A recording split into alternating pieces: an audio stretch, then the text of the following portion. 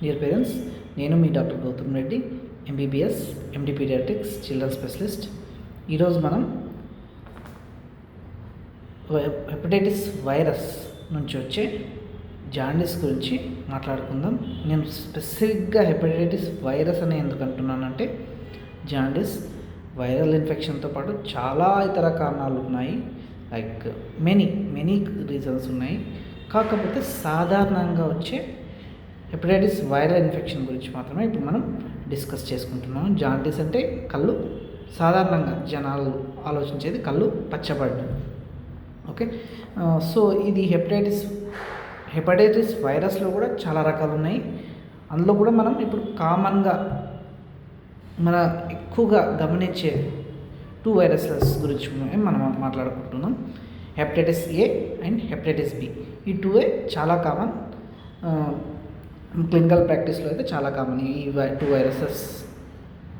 ఇందులో hepatitis A అనేది faeco oral route, అంటే కంటామినేటెడ్ ఫుడ్ తినడం వల్ల కానీ, కంటామినేటెడ్ వాటర్ అంటే క్లీన్గా లేని ఫుడ్, క్లీన్గా లేని వాటర్ వల్ల ట్రాన్స్మిషన్ జరిగే అవకాశం ఉంటుంది. అవి ఎప్పుడైనా గుర్తుపెట్టుకోండి, ఫుడ్ వాటర్ క్లీన్గా లేకపోతే సగం ప్రాబ్లమ్స్ అన్నీ దాని నుంచే వస్తాయి. సో అదేవిధంగా ఇది హెపటైటిస్ ఏ కూడా ఈ సమస్య వల్లనే స్ప్రెడ్ అవుతుంది. ఇక హెపటైటిస్ బి గురించి వస్తే అది పర్ ఎంట్రల్ రూట్ అంటాం. అంటే అదర్ దెన్ ఫుడ్ కాకుండా వేరే రూట్, ఏవి నీడిల్ స్టిక్ ఇంజెక్షన్స్ ద్వారా కానీ, లేకపోతే సెక్షువల్ అంటే ఇలాంటి, లేకపోతే మదర్ టు బేబీ ట్రాన్స్మిషన్, ఇలా ఈ 3 రూట్స్లో హెపటైటిస్ బి వైరస్ ట్రాన్స్మిషన్ జరుగుతుంది.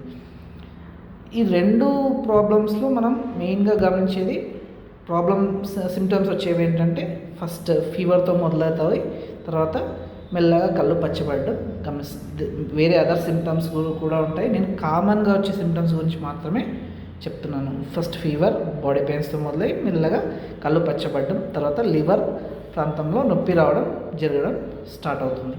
These are the common symptoms.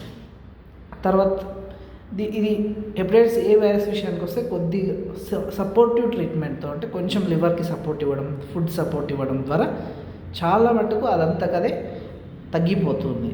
అంటే సివియర్ కాదు, చాలామంది పేషెంట్స్లో చెప్తున్నాను, ఎవరికో కొంతమందికి సివియర్ అవుతుంది, అది వేరే విషయం. జస్ట్ సపోర్టివ్, ఎక్స్ట్రా ట్రీట్మెంట్ ఏమీ అవసరం లేదు. జస్ట్ సపోర్టివ్ ట్రీట్మెంట్ అంటే మంచి ఫుడ్ తీసుకుంటూ జస్ట్ కొన్ని లివర్ సపోర్టివ్ మెడిసిన్స్ వాడితే సరిపోతుంది. వేరే ఎలాంటి ట్రీట్మెంట్ అవసరం లేదు దీనికి, హెపటైటిస్ ఏ విషయానికి వస్తే. బి కూడా కొంతమందికి అదంతగా తగ్గిపోతుంది.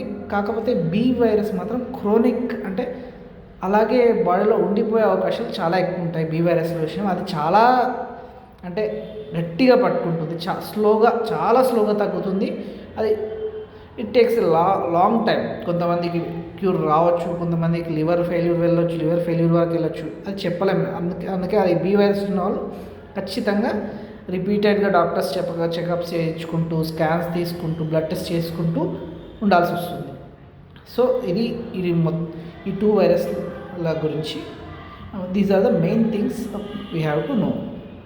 సో పెద్దగా భయపడాల్సిందైతే ఏం లేదు.